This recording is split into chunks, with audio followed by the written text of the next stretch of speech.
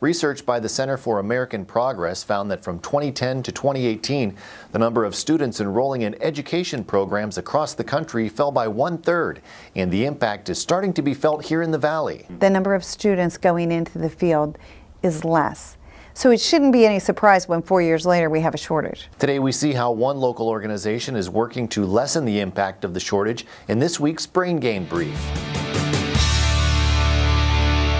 Brain Gain is sponsored by Farmers National Bank and the Mahoning Valley Manufacturers Coalition.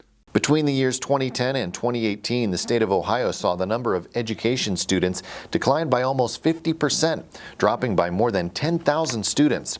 Carlotta Sheets, Human Resources Supervisor at the Trumbull County Educational Service Center, says the culture shift may be partly to blame. Teaching is a calling. It is not a profession that you go into to get rich or make a ton of money. Okay, so sometimes that's an issue for people.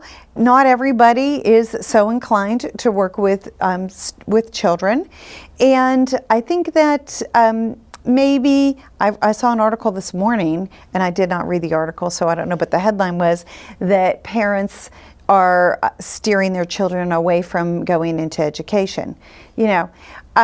It is a difficult job. In addition to falling enrollment, the profession is also seeing a large exodus, with the National Education Association finding that 55% of teachers are leaving or planning to leave the profession earlier than originally planned. We probably are not experiencing the shortage in this area as severely as it is in a very urban area, for example, Cleveland and Columbus in Ohio. Certainly those areas probably have a little more difficulty, but it's not easy. Sheets says teachers report being underpaid and that communities need to place more value on their educators. All of us went to school, so we think we can be a teacher. Well, we don't all think that we can fix our car when it breaks down. We don't all think because we went to a doctor twice that we can do surgery.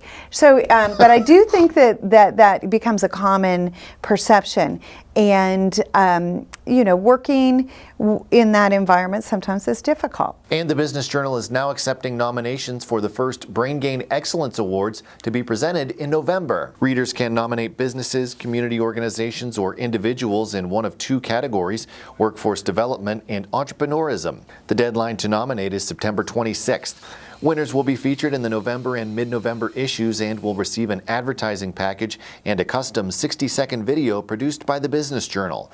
A link to nominate is in the description. And that is going to do it for this week's Brain Gain Brief. For more Brain Gain news, click Brain Gain under the Workforce Development tab at businessjournaldaily.com. Thank you very much for watching. I'm Mike Moliterno. Brain Gain is sponsored by Farmers National Bank and the Mahoning Valley Manufacturers Coalition.